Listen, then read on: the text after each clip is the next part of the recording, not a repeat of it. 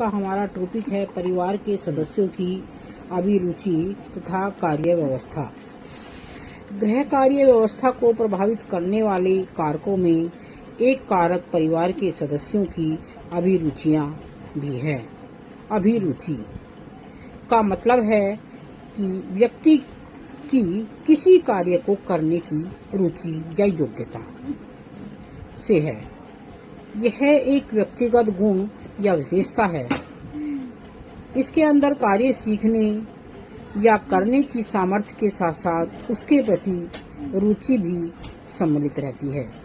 उदाहरण के लिए यदि किसी लड़की की इच्छा वस्त्र सिलने की है या उसमें रुचि है और उस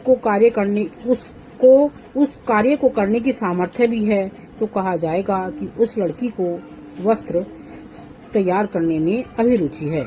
और यदि किसी व्यक्ति में किसी कार्य को सीखने की रुचि हो परंतु उस कार्य को सीखने या कर सकने की सामर्थ्य ना हो, तो यही कहा जाएगा कि अमुक व्यक्ति की अमुक कार्य करने में रुचि नहीं है।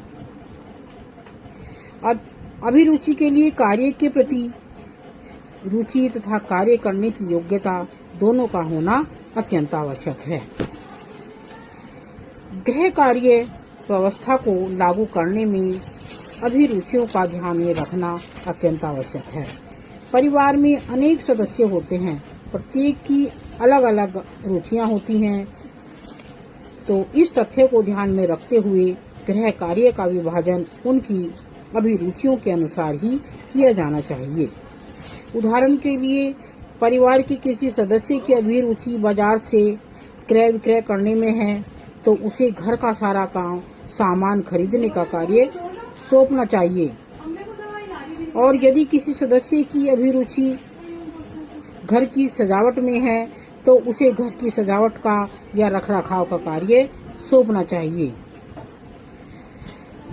संक्षेप में हम कह सकते हैं कि परिवार के प्रत्येक सदस्य को उसकी अभिरुचि के अनुकूल कार्य सौंपने पर संबंधित कार्य उत्तम एवं शीघ्र हो जाता है।